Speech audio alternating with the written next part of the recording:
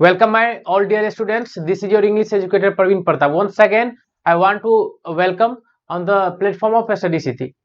मैं आज आप लोगों के लिए जैसा हमने कहा था कि 25 दिन का 25 रामबाण अगर आप देख लेते हैं तो आपका एग्जाम में 70 से लेकर 85 यानी 90 तक का कोई नहीं रुक सकता। आपकी पोटेंशियल पर डिपेंड करेगा कि आप कितना कर पाते हैं। तो आज की जो क्लास है वो हम हिटिंग पॉइंट पे काम करेंगे। What is the hitting point? Hitting point question आया, क्वेश्चन को देख के कैसे टिक करना है तो उस हिटिंग पॉइंट को लेकर आज एक ही वीडियोज में हम आपके लिए लेकर आए हैं 5 चैप्टर, वो भी बुक का, यानी प्रोज का 5 चैप्टर। ऐसे कर करके हिटिंग पॉइंट पे काम करते जाएंगे और खत्म हो जाएगा पूरा बुक, वो भी मात्र एग्जाम से बहुत पहले। तो आज आप हम लोगों के साथ बने रहिए। एक प्यारे से कोर्स के साथ शुरुआत करना चाहेंगे कि इस रंगीन दुनिया में तो बहुत सी त्रुटि देखी है, इस रंगीन दुनिया में बहुत सी त्रुटि दिखी है और एक अनजान बुलेट के सामने तुम्हारी स्कूटी देखी है। चलिए इस वीडियोज की शुरुआत करते, एकदम जहर ट्रिक है। ये ट्रिक आपको ऐसा हिटिंग पॉइंट रहेगा जो कहीं नहीं मिलेगा। दिस इज द क्या बोले, एकदम डंके की चोट पे बोल रहे हैं कि ऐसा ट्रिक आपको कहीं देखने को नहीं मिलेगा और इस ट्रिक के माध्यम से आपका हिटिंग पॉइंट बिल्कुल का बिल्कुल याद हो जाएगा। चलिए आपके सामने स्क्रीन पर आप पहला page, Indian civilisation and culture. Indian civilisation and culture, जैसा कि हमने एक वीडियोज कर रखा है राइटर्स के नाम को लेकर, और वहां से हम ये समझते हैं कि आप पूरे राइटर्स का नाम याद कर चुके हैं। फिर भी एक बार हम करते चलेंगे कि हमारा जो ये चैप्टर है इंडियन सिविलाइजेशन एंड कल्चर, उसके अबाउट राइटर के बारे में पढ़ेंगे, यानी राइटर के बारे में क्या कैसी पॉइंट हो सकती है। तो पहला है, राइटर का नाम क्या है? महात्मा गांधी। जब भी इंडिया का बात आएगा महात्मा गांधी। इसकी नेशनलिटी क्या है? तो आप बोलेंगे सर इंडियन। इसकी नेशनलिटी क्या है? तो सर इंडियन। लविंगली इससे क्या कहा जाता है, यानी कि इसको प्यार से क्या बोला जाता है? हम लोगों को प्यार से बोला जाता है ना घर पे, तो इनको प्यार से क्या बोला जाता है? तो या तो बापू बोलते हैं या तो फादर ऑफ नेशन बोलते हैं। क्या बोलते हैं? या तो बापू बोलते हैं या तो फादर ऑफ नेशन बोलते हैं। इनकी जन्म कब हुई, यानी जन्म कब हुई? तो 2 अक्टूबर यानी 2 अक्टूबर 1869 ईस्वी को। कितना को? 2 अक्टूबर 1869 ईस्वी को। और उनकी मृत्यु जो हो गई 30 जनवरी 1948 ईस्वी को। 30 जनवरी 1948 ईस्वी को, जैसा कि आप लोगों को दिखाई दिया है। एक अच्छे से प्रिंटेबल फॉर्म में बहुत मेहनत करनी पड़ती है। आगे हम जो बात करेंगे डोमिनेटेड इंडिया पॉलिटिक्स, यानी कि इंडियन पॉलिटिक्स को, इंडियन राजनीति को कब से कब तक चलाया, कब से कब तक इन्होंने नेतृत्व किया। तो बिटवीन, इसका मतलब होता है बिटवीन 1915 से लेकर 1948 तक। 1915 से लेकर 1948 तक इन्होंने, किनने? महात्मा गांधी ने इंडियन पॉलिटिक्स को रन किया, उसमें सक्रिय रहे, एक्टिव बोल सकते हैं हम। आगे लिखा है रोट एसोसिएटेड। ऐसा कौन सी एक न्यूज पत्रिका थी जिसको महात्मा गांधी ने एसोसिएटेड किया था? ये आपके एग्जाम का फेवरेट क्वेश्चन है, बार बार पूछी जाती है, तो याद रखिएगा वो पत्रिका था यंग इंडिया। क्या था? Young India. क्या था? Young India. इसकी फेमस वेपन क्या है? इसकी जो बोलते हैं ना फेमस वेपन मतलब प्रसिद्ध हथियार, यानी कि जो किस पर वो अपनी काम करते थे। हम सब लोगों के पास एक फेमस वेपन होती है जो हमारी स्ट्रेंथ होती है, यानी कि हमारी उस पर पकड़ होती है। तो उनका था ट्रूथ एंड नॉन वायलेंस। क्या था? ट्रूथ एंड नॉन वायलेंस, सत्य एवं अहिंसा, मार झगड़े में विश्वास बिल्कुल नहीं रखता था। आगे हम देखेंगे ऑटोबायोग्राफी क्या होता है। तो देखिए दो बातें होती है, एक होता है भाई ऑटोबायोग्राफी, एक होता है ऑटोबायोग्राफी और एक होता है बायोग्राफी। तो दोनों मतलब होता है जीवनी। इस दोनों की बात हम करें तो इस दोनों मतलब होता है जीवनी। लेकिन अगर आपकी जीवन कोई दूसरा लिखे तो उसको हम बोलते हैं बायोग्राफी। दूसरा लिखे और आप खुद लिखते हैं तो उसे हम कहते हैं ऑटोबायोग्राफी। तो यहाँ पर ऑटोबायोग्राफी वर्ड का यूज किया गया, इसका मतलब कि उनकी जीवनी महात्मा गांधी के द्वारा खुद लिखी गई थी। आगे हम बात करेंगे और उसकी ऑटोबायोग्राफी का नाम क्या था? तो उनके ऑटोबायोग्राफी का नाम था माय एक्सपेरिमेंट विथ ट्रूथ। आगे हम अबाउट ऑथर चैप्टर के बारे में बात करेंगे कि हमारा चैप्टर क्या है। तो अबाउट चैप्टर के बारे में बात करेंगे तो सबसे पहले देखिए इस चैप्टर का नाम क्या है? आईसीएसई। आईसीएसई करने का मतलब इंडियन सिविलाइजेशन एंड कल्चर। यह क्या? तो टाइप इसकी क्या? तो टाइप है इनकी ऐसे। इस पर भी एक वीडियो बहुत जल्दी आ रही है, अब जल्दी जल्दी काम होगा। इनकी टाइप क्या है? ऐसे है। ऐसे करने का मतलब एक निबंध है जो कहां से लिया गया है पूछेगा। देखिए लिखा गया टेकन फ्रॉम या एक्सट्रैक्ट फ्रॉम, यानी कि माय एक्सपेरिमेंट विथ ट्रूथ, यानी कि बोला जाएगा कि Indian civilisation and culture which type of prose, तो ऐसे। और Indian civilisation is taken from कहां से? तो माय एक्सपेरिमेंट विथ ट्रूथ। और माय एक्सपेरिमेंट विथ ट्रूथ क्या था? तो एक ऑटोबायोग्राफी था। किनका? महात्मा गांधी का। चलिए अब हम एक ही लाइन में समझेंगे कि इसके पीछे, यानी कि इनको लिखने के पीछे इनका थीम क्या था। जो महात्मा गांधी थे, इनको देखिए बहुत सारे बच्चे हमसे पूछते हैं, अरे देखिए कम समय में मार्क लाने का एकदम अच्छा उपाय है। आप इस चीज में मत रहिए कि आपने साल भर की पढ़ाई नहीं करा है, तो आप इस चीज को कैसे समझ सकते हैं कि हम बहुत सारे 95 90 प्लस नंबर ला लेंगे? पॉसिबल नहीं है ना कम समय में। तो कम समय में आपको उस पॉइंट पे हिट करना है जहां से क्वेश्चन रिपीटेड होते हैं, जहां से क्वेश्चन आते हैं। तो कहां से होगा? अब बहुत सारे बच्चे हमको अभी भी पूछते हैं कि सर कोई समरी का ट्रिक बताइए, कोई समरी का ट्रिक बताइए। बाबू समरी का ट्रिक तो है, लेकिन क्या आपके लिए वो फायदा होगा? बिल्कुल नहीं। मेरा जवाब होगा बिल्कुल नहीं। आपको 6 क्वेश्चन पूछता है और उस 6 क्वेश्चन पूछता है 15 नंबर का, और उस 15 में से 3 का ही जवाब देना रहता है, यानी 6 में से 3 क्वेश्चन को ही जवाब देना रहता है। और 15 नंबर का क्वेश्चन आता है, उसमें आपका एक समरी भी रहता है। हम कहते हैं भैया हम समरी ना ही लिखेंगे। 5 नंबर का आपका हो गया प्रोज के राइटर का नाम, 5 नंबर हो गया पोएट्री के राइटर का नाम, और 5 नंबर हो गया ट्रांसलेशन। इस तीनों में हमको 15 मार्क ला सकते हैं, कोई हमको रोक नहीं सकता है। लेकिन हम समरी लिखने जाएंगे तो क्या पता आपसे गड़बड़ भी हो जाए, आपका पूरा नंबर नहीं आए। तो भैया हम क्यों रिस्क लेंगे यहां, जब हमको फ्री का मार्क मिल रहा है? तो हम उस पॉइंट पे ना काम करेंगे। तो ये अपने दिमाग से मन हटा लीजिए। फिर भी जो बच्चे अच्छे हैं उनके लिए है कि थीम क्या था इनको लिखने के पीछे। तो थीम था, थीम मतलब होता है उद्देश्य, विषय वस्तु। किस विषय वस्तु पर उन्होंने लिखी है? तो उन्होंने इंडियन सिविलाइजेशन को वेस्टर्न सिविलाइजेशन से कंपेयर की है, तुलना की है। क्या लिखा है? Compared Indian civilisation to western civilisation, compared Indian civilisation to western civilisation, यानी भारतीय सभ्यता की तुलना किससे की है? वेस्टर्न सिविलाइजेशन से। तो अगर थोड़ा सा इस पर हम जिक्र करें बाबू, थोड़ा सा इस पर हम जिक्र करें। सबसे पहले चैप्टर का नाम क्या है? तो इंडियन सिविलाइजेशन एंड कल्चर। इनके राइटर कौन है? तो महात्मा गांधी। इनका जन्म कब हुआ था? 2 अक्टूबर 1869 ईस्वी को। इसकी मृत्यु कब हुई? 30 जनवरी 1948 ईस्वी को। चलिए आगे हम बात करेंगे किस टाइप का ऐसे है क्या, ये कौन सा टाइप है? तो ऐसे है। कहां से लिया गया है? माय एक्सपेरिमेंट विथ ट्रूथ से। इनकी नेशनलिटी क्या है? तो इंडियन है। इसको प्यार से क्या कहा जाता है? तो बापू नहीं तो नेशन, फादर ऑफ नेशन। इतनी सारी बातें आपको याद रखनी है। अगला पेज पे हम चलते हैं बाबू, और अगला पेज आपके स्क्रीन पर आई। दूसरा मेरा है बाबू Indian Bharat is my home. अगर भारत इज माई होम की हम बात करें तो सबसे पहले ये स्पीच है एक, जो डॉक्टर जाकिर हुसैन के द्वारा डिलीवर्ड की गई है। अब देखिए भारत इज माई होम, सबसे पहले अबाउट राइटर के बारे में हम पढ़ेंगे। राइटर का नाम क्या है? तो डॉक्टर जाकिर हुसैन है। राइटर का नाम क्या है? तो डॉक्टर जाकिर हुसैन है। अच्छा इसकी नेशनलिटी क्या है? तो इंडियन है। बिलोंग्स कहां से करते हैं? तो हैदराबाद से करते हैं। देखिए ये भी बड़ा पॉइंट वाली बात है कि राइटर का नाम डॉक्टर जाकिर हुसैन, उसके बाद लिखा है इसकी नेशनलिटी क्या है? तो इंडियन है। बिलोंग कहां से करते हैं? तो हैदराबाद से। इनकी जन्म कब हुई है? 1897 ईस्वी में, 8/9/1897। डाइड कब हो गया है? 1969 ईस्वी में। इसको भारत रत्न कब मिला? क्या बोलते हैं 1963 ईस्वी में। और इसकी भारत रत्न कब मिला? ये भी पूछता है बहुत कि डॉक्टर जाकिर हुसैन को भारत रत्न कब मिला? तो 1963 ईस्वी को इनको भारत रत्न मिला। कब मिला? 1963 ईस्वी को। चलिए आगे हम बात करेंगे कि इन्होंने टुक ओथ मतलब होता है भैया शपथ। इन्होंने शपथ कब ली?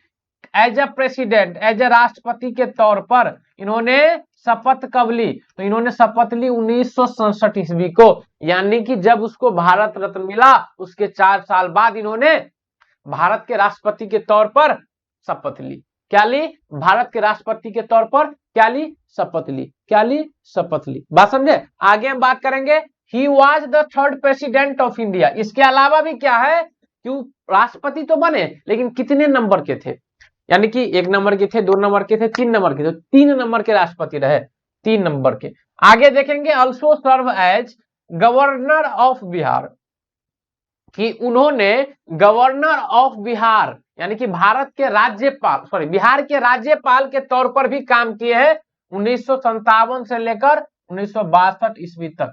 1957 से लेकर 1962 ईस्वी तक एज ए गवर्नर, गवर्नर मतलब राज्यपाल, राज्यपाल के तौर पर काम किया है। कहां का राज्यपाल? तो बिहार का। कहां का भैया? बिहार का। चलिए, टेन्यूर क्या था, उनकी कार्यकाल क्या था प्रेसिडेंट का? 1967 से 69 तक, और वाइस प्रेसिडेंट का 1962 से 67 तक। इसके लिए छोटा सा ट्रिक के माध्यम से कैसे याद रखेंगे देख लीजिए, छोटा सा है लेकिन इंपैक्टफुल रहेगा आपके लिए।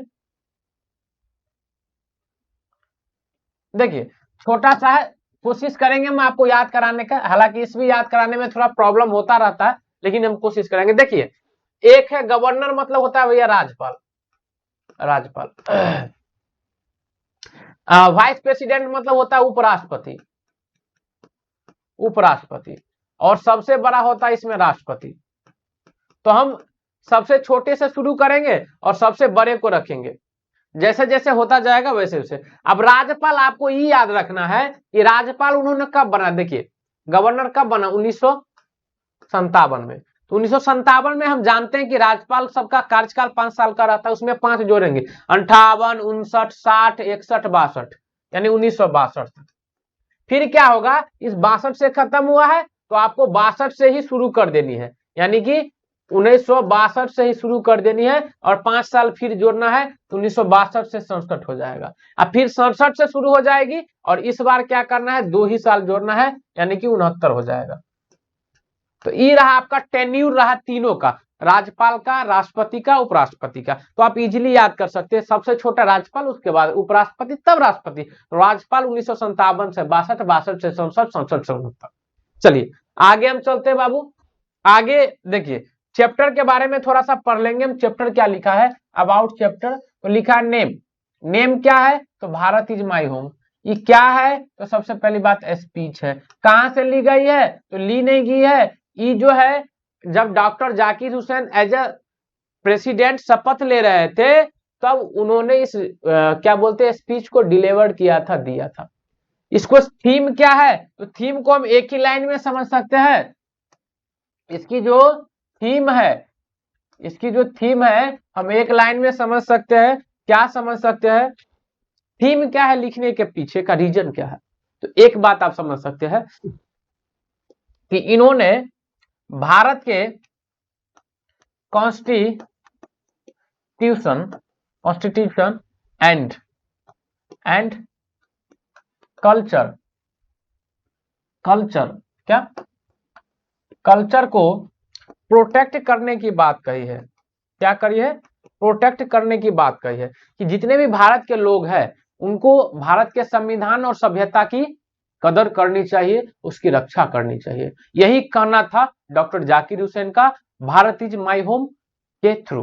भारत इज माई होम क्या है? तो एक स्पीच है जिसको डॉक्टर जाकिर हुसैन ने भारत के राष्ट्रपति जब बन रहे थे उस वक्त उन्होंने दिया है। कौन? डॉक्टर जाकिर हुसैन। आगे चलेंगे, आगे रहा आपका ये अ पिंच ऑफ प्रश्न। क्या लिखा है? अ पिंच ऑफ प्रश्न का मतलब होता है एक चुटकी खैनी, और एक चुटकी खैनी मनोहर नाम का लड़का था, या गांव घर में उसको समझते हैं आप क्या बोलते हैं, तो मनोहर नाम का लड़का था और वो खैनी खाता था। तो इसके राइटर का नाम हो गया मनोहर मालगोलकर। इसकी नेशनलिटी क्या है? तो ये इंडियन है। सबसे पहली बात, मनोहर मालगोलकर क्या है? इंडियन है। भाई साहब बोल दिए, दादा साहब आपको यहाँ दिखाई दे रहे होंगे। आगे लिखा है कि सबसे बड़ा हिटिंग पॉइंट है, एक शॉर्ट स्टोरी राइटर तो थे ही। क्या थे? शॉर्ट स्टोरी राइटर तो थे ही, इनके अलावा क्या थे? एक नॉवेलिस्ट, उपन्यासकार थे। ये भी पूछता है पिंच ऑफ स्नफ के राइटर कौन? तो मनोहर माल गोनकर। मनोहर माल गोनकर एक राइटर के अलावा, शॉर्ट स्टोरी राइटर के अलावा क्या थे? तो नोवेलिस्ट थे। आगे, इसकी जन्म हुई 1913 ईस्वी में और मर गया है 2010 में। जन्म हुई थी 1913 ईस्वी में और मर गया है 2010 में। सबसे बड़ा फेमस बात, किसके द्वारा लिखी गई बुक, इसको हम कैसे याद रखेंगे? तो इसको याद रखने का हम एक तरीका बताते हैं बाबू। तरीका क्या है थोड़ा देखेंगे आप लोग। हम एक ट्रिक लिखते हैं, उस ट्रिक को गौर से पहले समझिएगा। ट्रिक क्या है? ट्रिक क्या है? ट्रिक क्या है इसको समझिएगा। ट्रिक है बंबई का राजकुमार, बंबई का राजकुमार गंगा में झुककर, बंबई का राजकुमार झुककर, क्या? झुककर गंगा में ढोल बजा रहा था, ढोल बजा रहा था। इस बात को आप समझ जाइए। और इस कहानी किसके लिए है? तो a pinch of snuff, a pinch of snuff. और इसको लिखे कौन है? तो मनोहर माल गोनकर। अब पिंच ऑफ स्नफ क्या याद रखना है? कि बंबई का राजकुमार झुककर गंगा में ढोल बजा रहा था। कहा? झुककर गंगा में ढोल बजा रहा था। अब देखिए, इस बंबई से याद रखना है आपको बॉम्बे है। क्या याद रखना है? बॉम्बे। आगे राजकुमार, इससे याद रखना है आपको प्रिंसेस। चलिए, झुककर बैंड, और गंगा को याद रखना है गंगेज, और ये ढोल को याद रखना है आपको ड्रम। अब देखिए क्या है, बंबई का राजकुमार झुककर गंगा में ढोल बजा रहा था। क्या कर रहा था? बंबई का राजकुमार झुककर गंगा में ढोल बजा रहा था। तो देखिए, बंबई से हो गया बंबई बिवेयर। क्या हो गया? बंबई बिवेयर। दूसरा बात है राजकुमार, तो द प्रिंसेज, द प्रिंसेज। क्या पहला हो गया बंबई का राजकुमार, तो बंबई बिवेयर। दूसरा हो गया द प्रिंसेज। तीसरा लिखा है झुककर गंगा में, तो a bend in the Ganges. क्या? A bend in the Ganges. क्या? A bend in the Ganges. झुककर मतलब होता है bend, a bend in the Ganges. आगे बात करेंगे ढोल बजाना, तो डिस्टेंस ड्रम, डिस्टेंस ड्रम। और इस सबके राइटर कौन है? मनोहर माल गोलकर, यानी कि पिंच ऑफ स्नफ के राइटर है। आगे समझिएगा इसको कैसे। बंबई का राजकुमार गंगा में झुककर ढोल बजा रहा था। बंबई मतलब बिवेयर, बंबई, बंबई बिवेयर। दूसरा है बंबई का राजकुमार द प्रिंसेस, गंगा में झुककर, तो गंगा में झुककर मतलब अ बैंड इन द गंगेज। और चौथा है ढोल बजा रहे थे, तो डिस्टेंस ड्रम। हो गई चारों बुक, हो गई किनका? पिंच ऑफ स्नफ का। आगे हम चलेंगे बाबू, आगे हम चलेंगे कि अबाउट चैप्टर के बारे में पढ़ लेंगे। कौन से चैप्टर के बारे में? अब पिंच ऑफ स्नफ के चैप्टर, यानी वो तो हो गया राइटर के बारे में। अब चैप्टर के बारे में पढ़ेंगे कि चैप्टर का नाम क्या है? Pinch of snuff. उसकी टाइप क्या है? Short story. मेन कैरेक्टर क्या है? नानू काका। अदर कैरेक्टर कौन है? नरेटर रतिराम, सोहनलाल, हजरत बरकत अली और वेलफेयर मिनिस्टर। क्या है? अब देखिए थोड़ा, सबसे पहले नाम क्या है टॉपिक का? The pinch of snuff. Type क्या है? Short story.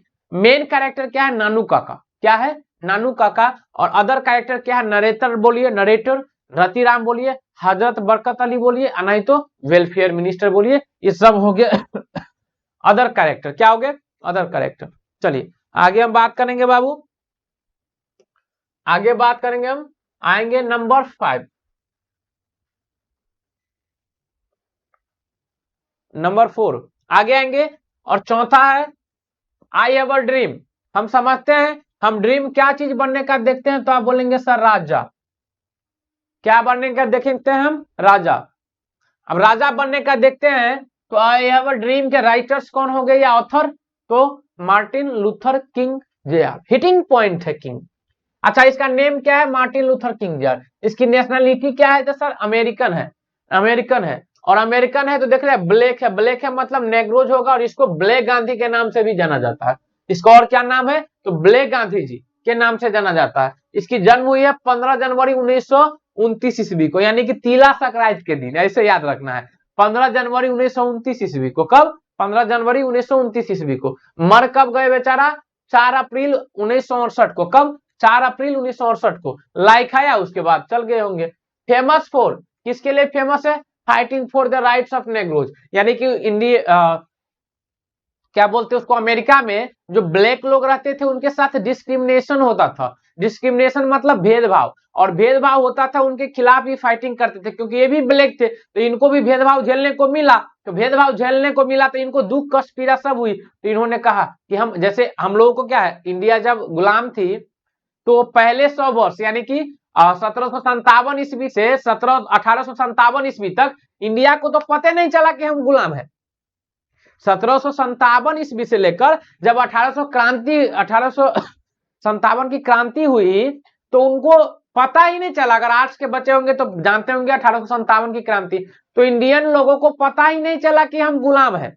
फिर उसके बाद जो स्वतंत्रता सेनानी थे उनको बताना पड़ा, लोगों को इस बात को रियलाइज दिलाना पड़ा कि हम लोग गुलाम है।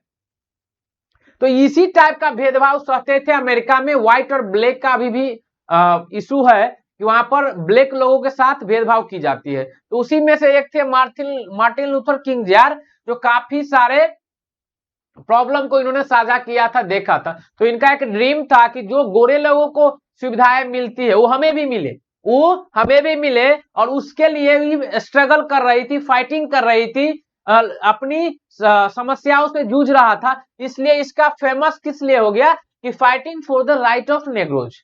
फेमस होने का, प्रसिद्ध होने का दो मीनिंग है, एक होता है बाबू फेमस और एक होता है नोटरियस।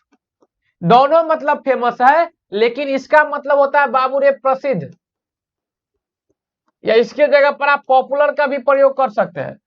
और इसका मतलब होता है बाबू कुख्यात, यानी कि अगर आप निगेटिव चीजें में पॉपुलर हो गए हैं तो आप लगाएंगे नोटरियस, पॉजिटिव चीजें में पॉपुलर हो गए हैं तो आप लगाएंगे फेमस। जैसे हम बोलेंगे अंगुलीमाल वाज द नोटरियस पर्सन, प्रसिद्ध व्यक्ति थे गलत चीजों को लेकर। चलिए तो आगे हम बात करेंगे। इसको जो है ना नोबेल प्राइज भी मिला था। क्या मिला था? नोबेल प्राइज भी मिला था शांति के क्षेत्र में। हालांकि यहाँ पर पीस लिखा गया, इसको ऐसे लिखेंगे हम PIECE, सॉरी PEACE। इस पीस मतलब होता है शांति। शांति के क्षेत्र में इसको नोबेल पुरस्कार भी मिली है 1964 ईस्वी में। क्या? 1964 ईस्वी में। याद कैसे रखेंगे हम कि ये जो थे ना मार्टिन लूथर किंग जूनियर, ये 19 साल के उम्र में 64 साल वाला काम करता था। क्या करता था? 64 साल वाला काम करता था। यानी कि था तो 19 साल का और काम क्या करता था? 64 साल वाला। बात समझिएगा, देख रहे हैं, काम ही लड़ रहा था 19 साल का और 64 साल वाला काम करता था। तो इसको प्राइज मिलेगा कि नहीं मिलेगा? इसीलिए प्राइज मिला 1964 ईस्वी में। यानी 19 साल का लड़का था, 64 साल का लड़के के जैसे, बूढ़े के जैसे काम करते थे, उतनी बुद्धि थी, उतनी शक्ति थी, इसीलिए उनको क्या मिला? नोबेल पुरस्कार मिला शांति के क्षेत्र में। चैप्टर की बात करेंगे बाबू, तो चैप्टर आपके सामने, नेम है इसका आई हैव ए ड्रीम। क्या है? I have a dream. Type क्या है इसकी? तो सर स्पीच है। टाइप क्या है? एक स्पीच है जो कहां डिलीवर की गई है? Martin Luther King junior. किसके द्वारा और कहां किया गया है? लिंचर्न मेमोरियल हॉल। कहां? लिंचर्न मेमोरियल हॉल। कब किया गया है? 28 अगस्त 1963 को। 28 अगस्त 1963 को। चलिए आगे हम देखेंगे। अगला मेरा है आप लोगों को स्क्रीन पे दिखाई दे रहा होगा, ideas that have help Mankind, यानी कि ऐसा आइडिया जो लोगों को मदद करती है। इसके राइटर है बर्ट्रैंड रसेल। सबसे पहली बात अबाउट राइटर पढ़ेंगे हम, ideas that have help Mankind का नंबर 5 नंबर टॉपिक है आपका, नंबर 5 टॉपिक है, अच्छे से पढ़ेंगे हम लोग। Ideas that have help Mankind का है, जो राइटर्स है बाबू, सबसे पहले उनका नाम क्या है, तो बर्ट्रैंड रसेल। हम पता है कि हमारे माइंड में आइडिया कब आता है, जो जब कोई हमारे घर में रूस जाता है, रूस जाता है मतलब रसेल, रसेल आराम से रसेल। आगे इसकी नेशनलिटी क्या है बाबू, तो नेशनलिटी है ब्रिटिश। क्या है, ब्रिटिश के थे, कहाँ के, ब्रिटिश के, अमेरिका भी सॉरी इंग्लैंड भी बोल सकते हैं। He was a philosopher, historian और मैथमेटिशियन, सही तो है, मैथमेटिशियन क्या थे, हिस्टोरियन भी थे, फिलोसफर भी थे और मैथमेटिशियन भी थे। नाम याद रखिएगा, पूछा गया क्वेश्चन है। फिलोसफर भी थे, इतिहासकार भी थे और गणितज्ञ भी थे।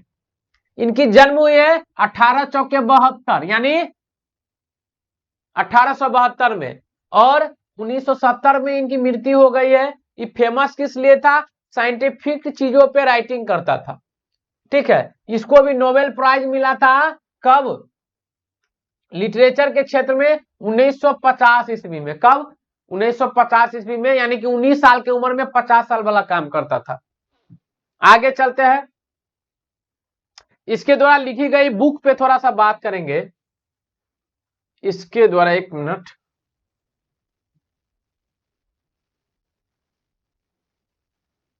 हाँ सॉरी 1 मिनट इंटरप्टेड करेंगे कि इनके द्वारा, यानी कि Bertrand Russell, Martin Luther King junior द्वारा लिखी गई बुकों पर हम लोगों ने चर्चा नहीं की। इसको थोड़ा सा हम कर लेंगे, फिर उसके बाद वहां चलेंगे। चलिए, अब इनके द्वारा लिखी गई बुक पे थोड़ा सा चर्चा करेंगे। इसको, यही तो मेन चीज है, इसको कैसे छोड़ देंगे, इसको थोड़ा ट्रिक से हम लोग कैसे याद रख सकते हैं, वो याद रखेंगे। देखिए इसका ट्रिक क्या है बाबू, इसका ट्रिक है, क्या है, आजादी का प्यार, आजादी का प्यार या आजादी की तरफ प्यार, आजादी की तरफ प्यार, प्यार के लिए, प्यार के लिए लोग इंतजार नहीं कर सकता, इंतजार नहीं कर सकता, यानी आजादी के तरफ प्यार के लिए लोग इंतजार नहीं कर सकता।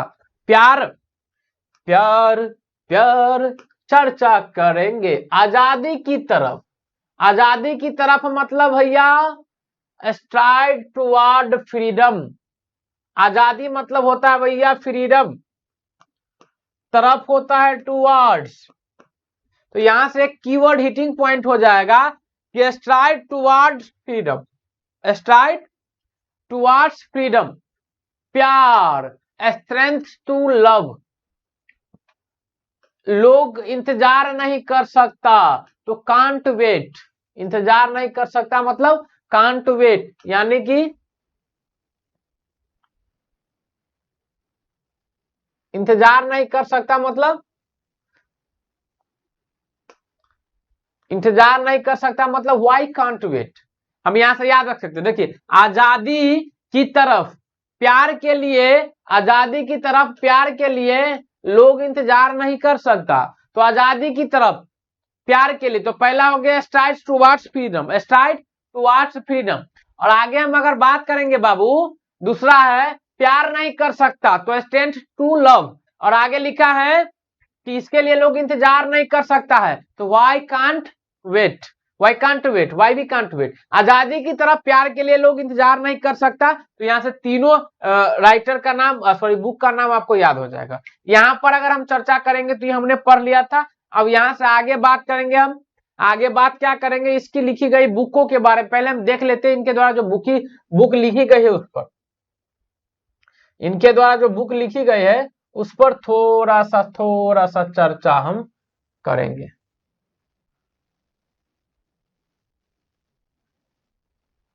थोड़ा सा चर्चा हम करेंगे। देखिए अब क्या है, पहला क्या है, बुक बाय हिम, पहले हम समझेंगे। इसके लिए हम ट्रिक बनाएंगे एक प्यारा सा। ट्रिक क्या बनाएंगे सो समझिए। ट्रिक क्या है, क्रिश्चियन लोग रोड पर आजादी से शादी करके इतिहास रच देते हैं, इतिहास रच देते हैं। यानी कि समझिएगा, और ट्रिक करते रहते हैं ना आप लोग। ट्रिक का बाप दादा परदादा सब है। क्या है कि ट्रिक क्या है कि क्रिश्चियन लोग रोड पर शादी करके इतिहास रच देते हैं। क्या है कि क्रिश्चियन लोग, तो देखिए क्रिस से हो गया Christian. Why am not a Christian, यानी कि मैं क्यों क्रिश्चियन नहीं हूं, पहला बुक हो गया। क्रिश्चियन लोग रोड पर आजादी के लिए, रोड मतलब रोड और आजादी मतलब अभी ये बोले फ्रीडम, तो रोड्स टू फ्रीडम पहला हो गया। क्रिश्चियन लोग रोड पर आजादी के लिए, रोड पर आजादी से, क्रिश्चियन लोग रोड पर आजादी से, कोई नहीं रोक सकता उसको, आजादी से शादी करके इतिहास रच देते हैं। तो क्रिश्चियन लोग, तो why I am not a Christian पहला बुक। दूसरा है रोड पर आजादी से, तो रोड्स टू फ्रीडम। उसके बाद है आजादी से शादी करके इतिहास रच देते हैं, तो मैरिज एंड मोरल्स। शादी मतलब हो गया मैरिज, शादी मतलब हो गया, जानते हैं आप लोग, मैरिज एंड मोरल्स करके इतिहास रच देते हैं। इतिहास मतलब होता है बाबू रे हिस्ट्री। इतिहास मतलब क्या होता है, हिस्ट्री यानी कि हिस्ट्री ऑफ वेस्टर्न फिलोसफी। याद कैसे रखेंगे, देखिए क्रिश्चियन लोग क्या, क्रिश्चियन लोग, तो why I am not Christian. Christian लोग रोड पर आजादी से, तो फ्रीडम्स टू, अरे क्या बोलते हैं उसको, फ्रीडम, रोड्स टू फ्रीडम, आजादी से शादी करके मैरिज एंड मोरल्स इतिहास रच देते हैं, तो हिस्ट्री ऑफ वेस्टर्न फिलोसफी। यहां से होगी आपकी बुक के लिए ट्रिक। अच्छे से लिख लीजिएगा, अच्छे से 2-4 बार प्रैक्टिस कर लीजिएगा, आपको हम भूलने नहीं देंगे। आगे देखिए, अबाउट चैप्टर के बारे में कुछ भी नहीं है। नेम क्या, ideas that have helped Mankind, ये साइंटिफिक टेस्ट है। आगे चलते हैं, आप लोगों के लिए एक सरप्राइज है, क्योंकि आप लोग वहां देख के आए हैं ओनली 5 चैप्टर, हम कराएंगे आपको 6 चैप्टर। और इसी सरप्राइज के साथ हम शुरू करते हैं बाबू रे, क्या शुरू करते हैं, द आर्टिस्ट। राइटर कौन है, सिगा नोया। नया नया में लोग आर्टिस्ट बनता है तो क्या करते हैं आप लोग, सुगा बनाते हैं, तो राइटर के नाम हो गया सुगा नोया अच्छा सॉरी, अगर आपको कोई एक अच्छा सा तोता बना दे, अच्छा सा कोई तोता बना दे, क्या बोलते हैं आर्टिस्ट के रूप में, तो आप उसको क्या खिलाएंगे, कहेंगे सर मिठाई खिलाएंगे, लेकिन यहाँ पर मिठाई नहीं खिलाना है, आप उसको खिलाएंगे सेवई। क्या खिलाएंगे, सेवई। और सेवई से याद रखना है, इसकी मेन कैरेक्टर जो है बाबू वो है सेवई। अगर आपके लिए कोई प्यारा सा तोता बना दिया, तो आप उसको क्या खिलाएंगे, सेवई। तो सेवई से याद रखना है सेवई खिलाएंगे हम इसको। तो पूछा जाता है who is the main character of the artist, तो सेवई यानी सुगा पारेंगे, कौन, सिगा नोया, उसको आप क्या खिलाएंगे, सेवई।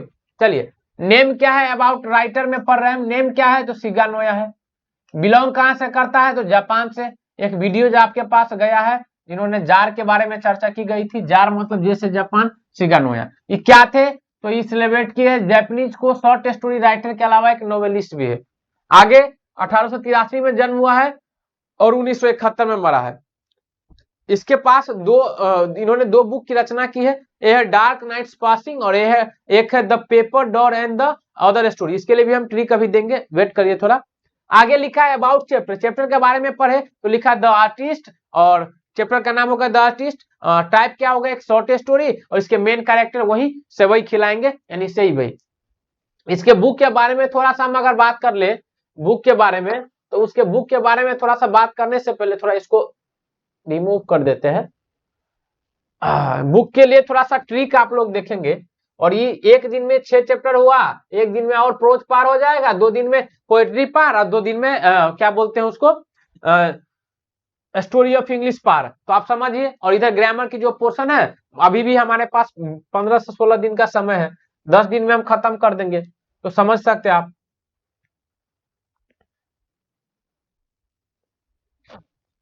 चलिए अब देखिए थोड़ा, पहला क्या लिखा है बाबू, पहला क्या लिखा है, अभी बुक है, बुक के लिए हम एक ट्रिक बनाते हैं। ट्रिक है हमारा, ट्रिक है हमारा,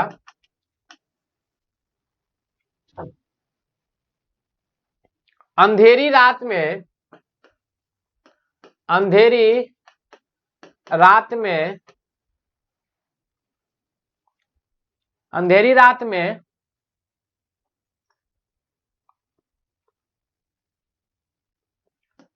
पेपर लाने, पेपर दरवाजा, दरवाजे कर दीजिए, अंधेरी रात में पेपर दरवाजे, पेपर दरवाजे पर था। अंधेरी रात में पेपर कहां था, दरवाजे पर था। तो देखिए अंधेरी रात मतलब हो गया आपका dark night, dark night. Paper मतलब समझ में करते हैं पेपर, और दरवाजा मतलब डोर। तो क्या है अंधेरी रात में, तो अंधेरी रात में पेपर दरवाजे पर था, अंधेरी रात में पेपर दरवाजे पर था, अंधेरी रात में पेपर दरवाजे पर था, अंधेरी रात में पेपर दरवाजे पर था। तो अंधेरी रात मतलब क्या हो गया, तो a dark night, nights passing, a dark night passings, क्या था, a dark night passings, a dark night passings हो गया। देखिए अंधेरी रात में दिया तेरे हाथ में, अ डार्क नाइट पासिंग्स हो गया। अब क्या था, पेपर दरवाजे पर था, तो the paper, a door and other stories, the paper and, the paper door and other stories. याद कैसे रखेंगे, अंधेरी रात में, the dark night passing, a dark night passing, paper दरवाजे पर था, तो क्या लिखेंगे हम, the paper doors and stories and other stories. इनके द्वारा लिखी गई बुक थी, किनके द्वारा, तो इनके जो मेन राइटर का नाम है वो है सिग्गा नोया। आई बात समझ में। तो कैसा लगा आपको इस सेशन, प्लीज अपनी राय जरूर दे, अपनी राय कमेंट के माध्यम से कितना फायदा मिल रहा है आप लोग दीजिए, और अगर वीडियोज अच्छा लगता है तो आगे शेयर करिए, हम लोगों को इससे मोटिवेशन मिलती है।